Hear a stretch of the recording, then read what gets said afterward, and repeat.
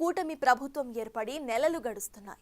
అయినా కేబినెట్లో ఖాళీగా ఉన్న ఒక్క స్థానం మాత్రం భర్తీ కావటం లేదు. ఆ cabinet berth deputy CM Pavan Kalyan సోదరుడైన నాగబాబుకి కన్ఫర్మ్ అయ్యింది అంటున్నారు. ముఖ్యమంత్రి చంద్రబాబు ఆ విషయాన్ని అధికారికంగానే ప్రకటించారు కూడా. అయితే నాగబాబు ఎమ్మెల్సీ అయ్యాక కూడా ఆ లాంఛనం పూర్తి కాలేదు. ఈ నెలాఖరికి నాగబాబు ఎమ్మెల్సీగా ప్రమాణ స్వీకారం చేసే టైంలోనే మంత్రి పదవి వరుస్తోందా, లేకపోతే ఇంకేమైనా లెక్కలతో ఆ తతంగం ఇంకా పెండింగ్ పడుతుందా?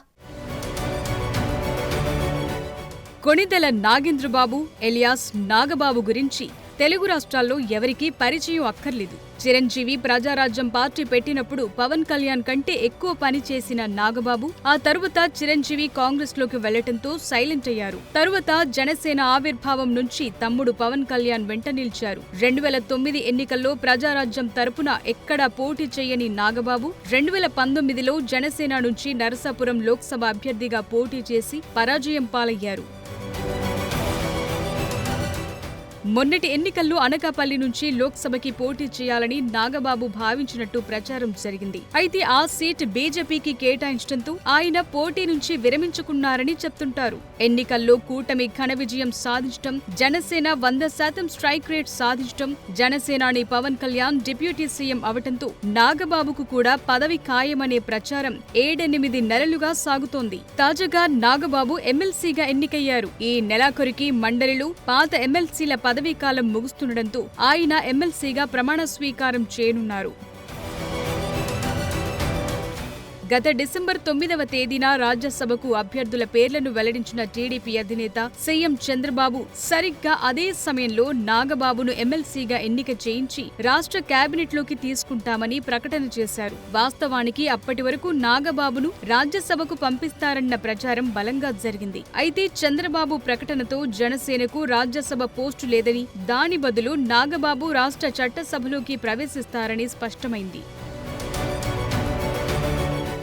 చంద్రబాబు ప్రకటనపై పవన్ కళ్యాణ్, నాగబాబు సహా జనసేన నేతలెవరూ స్పందించకపోవటం అప్పట్లో చర్చనీయాంశమైంది. చంద్రబాబు తలచుకుంటే మంత్రిని చేయటానికి ఈ ఎమ్మెల్సీ తంతేమీ అడ్డు కాదు.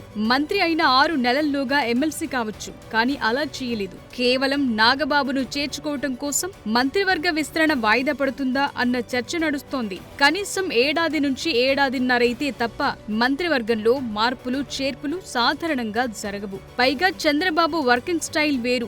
ఏ నిర్ణయం అంత వేగంగా, అంత సులభంగా తీసుకోరు. ఆ క్రమంలో ఇప్పట్లో నాగబాబును మంత్రిగా చూడటం కష్టం కావచ్చన్న అభిప్రాయం వ్యక్తమవుతోంది. పిఠాపురం మాజీ ఎమ్మెల్యే వర్మకు ఎమ్మెల్సీ పదవి ఇవ్వకపోవడంతో టీడీపీ శ్రేణులు అసంతృప్తితో ఉన్నాయి. జనసేనకు అంత ప్రాధాన్యత ఇస్తుండటంపై పిఠాపురం తెలుగు తమ్ముళ్లు అసహనం వ్యక్తం చేస్తున్నారు. ఇప్పుడు నాగబాబుకు మంత్రి పదవి ఇస్తే అసంతృప్తి మరింత పెరుగుతుంది. వర్మ, కిమిడి నాగార్జున ఇంకా చాలా మంది అర్హులైన నాయకులు బ్యాక్ బెంచ్ లో కూర్చుని వెయిటింగ్ లో ఉండగా నాగబాబుకు వైల్డ్ కార్డ్ ఎంట్రీ ఇస్తే ఇబ్బందని చంద్రబాబు సంశయిస్తున్నారన్న ప్రచారం జరుగుతోంది. వెయిటింగ్ లిస్టులో ఉన్న టీడీపీ నేతలకు న్యాయం జరిగాకే నాగబాబుకి అమాత్య పదవి దక్కుతుందన్న టాక్ వినిపిస్తోంది.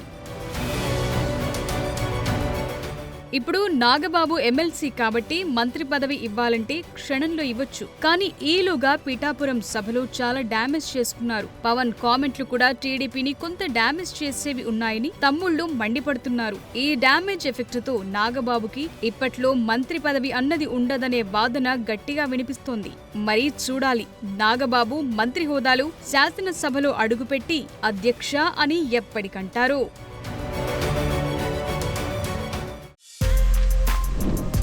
For more videos like this, subscribe Big TV channel.